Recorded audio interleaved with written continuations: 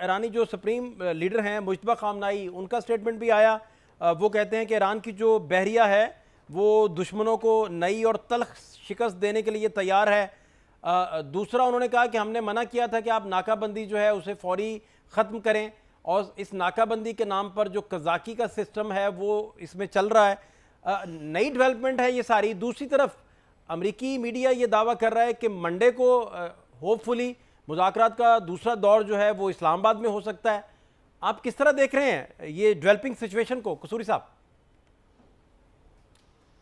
دیکھیے، یہ developing situation ایسی ہے کہ اس کے دو ہی طریقے ہیں. ایک تو دیکھا جائے کہ نارمل ڈپلومیسی کیسے کنڈکٹ کی جا سکتی ہے.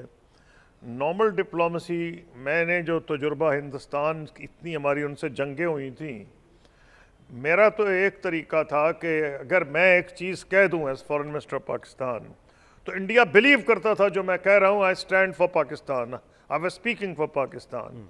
اور جو ہمارا ان سے فریم ورک اگریمنٹ کشمیر پہ ہوا تھا وہ اس لیے ہوا تھا کہ ہم کوئی پبلک بات نہیں کرتے تھے.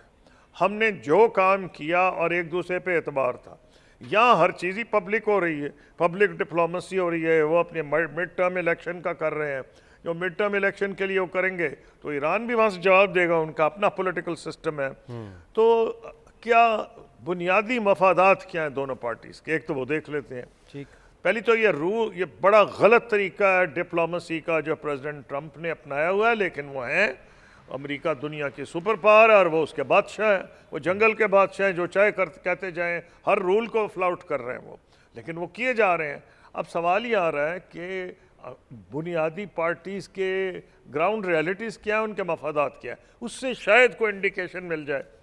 پہلی بات یہ ہے کہ امریکہ نے جو کچھ آزمانا تھا کر کے دیکھ لیا ہے.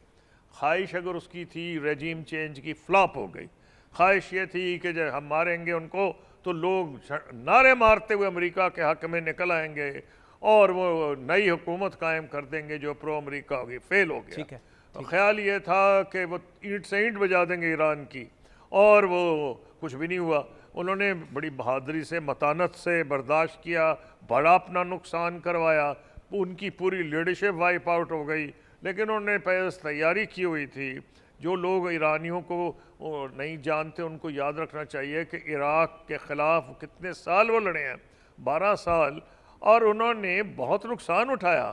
لیکن انہوں نے، حالانکہ اس وقت عراق کو بیک کر رہا تھا، آج کی کہانی نہیں. آج تو عراق افیکٹولی، اور عراق کے لوگ ان کے ایلائز ہیں ایران کے. دشمنی تھی، سارے عرب گلف سٹیٹس ان کی مدد کر رہے تھے، امریکہ ان کی مدد کر رہی تھی، یورپ ان کی مدد کر رہا تھا. ان کی جو صدام حسین ہے، اس وقت انہوں نے نہیں گھٹنے ٹیکے تھے.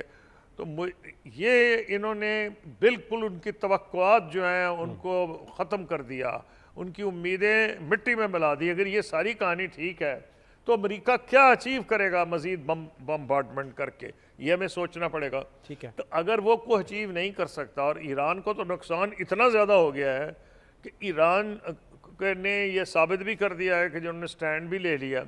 ان کی 3000 تو شہید ہو گئے اس ملک میں، پتہ نہیں 25-30 ہزار ان کے بلڈنگز تباہ کر دی گئی ہیں. اچھا، آپ کا قصوری صاحب جو سب سے امپورٹنٹ ویلڈ نقطہ آپ نے اٹھایا ہے، جو بڑا امپورٹنٹ ہے، جس کی بہت زیادہ اہمیت ہے، آپ بیسیکلی فرما رہے ہیں کہ جو سفارتکاری کا آرٹ ہے اس کا پبلک ہونے سے کوئی تعلق نہیں ہونا چاہیے، کوئی لینا دینا نہیں ہونا چاہیے. اگر آپ ٹویٹس پہ ہی سارا کرتے جائیں گے تو بہت سارا ڈیمیج اٹھانا پڑے گا. نمبر ایک بات. دوسرا، ٹرمپ کہہ رہے ہیں کہ ایران جو ہے نیوکلیر پہ راضی ہو گیا، وہاں سے اب رد عمل آ گیا ایران سے. وہ کہتے ہیں کہ یورینیم ہمارے لیے اتنا ہی مقدس ہے جتنا ایران، تو ہم تو یہ منتقل ہی نہیں کہیں کریں گے، اور اس پہ ڈیڈ لاک اسی طرح برقرار ہے، جو بات آپ بیسیکلی فرما رہے ہیں. آؤٹ کم پھر کیا ہے ان ساری چیزوں کا قصوری صاحب؟ جی ہاں، آؤٹ کم یہ ہے کہ پوسچرنگ ہو رہی ہے سب، کیونکہ لوگوں کو تو یہ اندازہ ہو گیا تھا پریزیڈنٹ ٹرمپ کی اپنی بات سے. انہوں نے اسلام آباد کا ذکر کیا، اور انہوں نے فیلڈ مارشل کا ذکر کیا، پرائم منسٹر شہباز شریف کا ذکر کیا. یہ تو ٹرمپ صاحب ہی کیے جا رہے ہیں نا، اور ٹرمپ کر رہے ہیں. اگر یہ تو اس سے لوگ یہی اندازہ لگائیں گے نا کہ وہ یہاں آنے کو تیار ہیں. تو ان ادر ورڈز وہ یا ایک طرف تو سٹاک مارکیٹ کو وہ پلے کر رہے ہیں امریکہ میں، ان وہی دیکھ رہے ہیں کہ اگر میرے یہی سخت بیان دیتا گیا تو سٹاک مارکیٹ تباہ ہو جائے گی. ان کے بہت سے دوست سٹاک مارکیٹ میں انوالوڈ ہیں, امریکن اکانومی سٹاک مارکیٹ پہ چلتی ہے. پھر ان کو یہ لگ رہا ہے کہ دنیا میں جو تیل کی قیمتیں کو چھوڑو, تیل اکیلا نہیں, گیس, فرٹیلائزرز, وہ سارا میرے کھاتے پڑ رہا ہے. اور بڑھ کے سب سے یہ کہ جو امریکن اپنا ہے اس کو اگر یہ نہ بھی فارن پالیسی کی پرواہ ہو, عموماً یہ کہا جاتا ہے کہ امریکن پبلک کو کوئی انٹرسٹ نہیں ہے فارن پالیسی میں, ان کو تو زیادہ انٹرسٹ ہوتا ہے کہ ان کا جو لوکل فٹ بال کلب ہے اس کے ریزلٹس کیا آئے ہیں. تو وہ انہوں نے, لیکن ان کی میز کے جو بریک فاسٹ ٹیبل ہے ہر چیز مہنگی ہو گئی ہے, ان کا پیٹرولیم مہنگا ہو گیا, جن سٹیٹس نے ان کو ووٹ دیا تھا ان کی ڈرائیو ان کو زیادہ کرنا پڑتا ہے ٹو ورک, ان کی 20% نہیں بڑھے 40% بڑھ گئی ہیں ان کی.